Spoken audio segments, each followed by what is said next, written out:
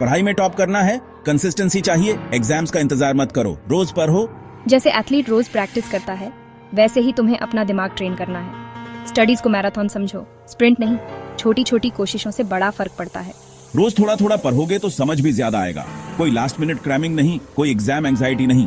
Cramming से stress होता है और याद भी कम रहता है। कंसिस्टेंट स्टडी से कॉन्फिडेंस आता है। एग्जाम्स में बिंदास जाओगे, पूरी तैयारी के साथ। याद रखो, सक्सेस छोटे छोटे एफर्ट्स का सम है, रोज करने से बनता है। सोचो, ब्लॉक से टावर बना रहे हो, रोज कुछ ब्लॉक्स लगाते हो, धीरे धीरे टावर बड़ा और मजबूत बनता है। पढ़ाई भी ऐसे ही है, हर स्टडी सेशन नॉलेज के कुछ और ब्लॉक्स ऐड करता है। जब तुम रेगुलरली पढ़ते हो तो दिमाग को इंफॉर्मेशन अब्सॉर्ब करने का टाइम मिलता है, चीजें कनेक्ट होती हैं, कॉन्सेप्ट्स अच्छे से समझ आते हैं और याद भी ज्यादा रहता है। इससे अच्छे ग्रेड्स आते हैं और खुशी भी मिलती है। रेगुलर स्टडी से अपनी स्ट्रेंथ्स और वीकनेसेस भी जल्दी पता चल जाती है। किसी टॉपिक में प्रॉब्लम है तो टीचर्स या फ्रेंड्स से हेल्प मांगने का टाइम मिलता है। इससे तुम सबसे आगे रहोगे। कंसिस्टेंट लर्निंग के लिए स्टडी स्केड्यूल बनाना जरूरी है। रियलिस्टिक गोल सेट करो, इससे तुम्हें एक क्लियर डायरेक्शन मिलेगी और तुम अपने प्रोग्रेस को ट्रैक कर पाओगे। बड़े टास्क्स को छोटे छोटे पार्ट्स में तोड़ दो, इससे वो मैनेजेबल हो जाएंगे और तुम उन्हें आसानी से कंप्लीट कर पाओगे। एग्जाम टाइम टेबल या अपने लर्निंग गोल्स के हिसाब से सब्जेक्ट्स को प्रायोरिटाइज करो, इससे तुम इंपॉर्टेंट टॉपिक्स पर फोकस कर पाओगे और टाइम इफेक्टिवली यूज कर पाओगे। हर दिन पढ़ाई के लिए स्पेसिफिक टाइम स्लॉट्स फिक्स करो, इससे तुम्हारी रूटीन बनेगी और तुम डिसिप्लिन मेंटेन कर पाओगे। इन्हें इंपॉर्टेंट अपॉइंटमेंट्स की तरह ट्रीट करो। रिमाइंडर सेट करो ताकि तुम अपने स्टडी टाइम को मिस ना करो। एक शांत जगह ढूंढो जहां डिस्ट्रैक्शंस के बिना पढ़ाई कर सको। इससे तुम्हारा कंसंट्रेशन इंप्रूव होगा और तुम ज्यादा इफेक्टिवली पीआरएच पाओगे। अपने फ्रेंड्स और फैमिली को अपने स्टडी स्केड्यूल के बारे में बता दो ताकि वो तुम्हें सपोर्ट कर सकें। उनका सपोर्ट तुम्हारे लिए मोटिवेशन का सोर्स बन सकता है। डिफरेंट स्टडी टेक्निक्स ट्राई करो और देखो कौन सा तुम्हारे लिए बेस्ट काम करता है। हर किसी का लर्निंग स्टाइल अलग होता है, इसलिए एक्सपेरिमेंट करो। कुछ स्टूडेंट्स पढ़कर ज्यादा अच्छे से सीखते हैं, कुछ सुनकर या लिखकर। अपने लिए बेस्ट मेथड फाइंड करो और उसे फॉलो करो। जरूरी है अपना लर्निंग स्टाइल फाइंड करना और स्टडी टाइम को ऑप्टिमाइज करना। इससे तुम्हारी एफिशिएंसी बढ़ेगी और तुम अपने गोल्स अचीव कर पाओगे। सेक्शन 4, बैलेंस जरूरी है। रिचार्ज और रिफोकस। जब हम लगातार काम करते रहते हैं तो हमारा दिमाग थक जाता है, इसलिए रिचार्ज और रिफोकस करना बहुत जरूरी है। रेगुलर स्टडी इंपॉर्टेंट है, लेकिन ब्रेक्स लेना मत भूलो।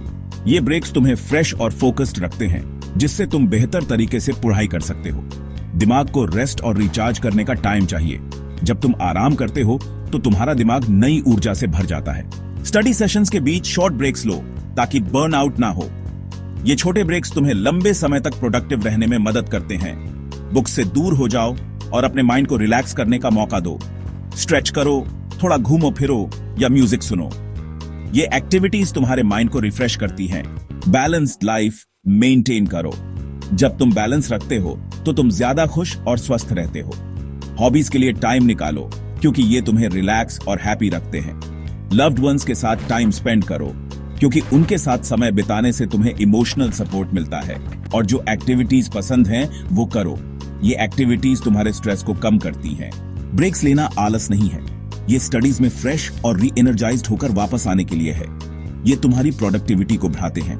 बैलेंस्ड लाइफ से स्ट्रेस कम होता है और ओवरऑल वेल बीइंग इंप्रूव होती है। जब तुम बैलेंस रखते हो तो तुम ज्यादा खुश और स्वस्थ रहते हो। जब तुम हैप्पी और रिलैक्स्ड होते हो तो स्टडी सेशंस में ज्यादा फोकस्ड और प्रोडक्टिव रहते हो। ये तुम्हारी परफॉर्मेंस को बेहतर बनाता है। याद रखो, स्मार्ट वर्क करना है, हार्ड वर्क नहीं। स्मार्ट वर्क से तुम अपने गोल्स को जल्दी और एफिशिएंटली अचीव कर सकते हो। सेक्शन 5, फोकस्ड रहो, गोल्स अचीव करो। जब आप अपने लक्ष्यों पर ध्यान केंद्रित करते हैं तो आप उन्हें तेजी से और अधिक प्रभावी ढंग से प्राप्त कर सकते हैं। डिस्ट्रैक्शंस फोकस के एनिमीज हैं। ये आपको आपके रास्ते से भटका सकते हैं और आपके समय को बर्बाद कर सकते हैं। अपने बिगेस्ट डिस्ट्रैक्शंस को पहचानो और उन्हें कम करने के तरीके ढूंढो। ये पहला कदम है अपने लक्ष्यों की ओर बढ़ने का। फोन साइलेंट पे रखो ताकि कोई भी कॉल या मैसेज आपको डिस्टर्ब न कर सके। सोशल मीडिया नोटिफिकेशंस बंद कर दो ताकि आप बिना किसी रुकावट के अपने काम पर ध्यान केंद्रित कर सकें। और कंप्यूटर पर अननेसेसरी टैब्स क्लोज कर दो। इससे आपका ध्यान केवल महत्वपूर्ण चीजों पर रहेगा।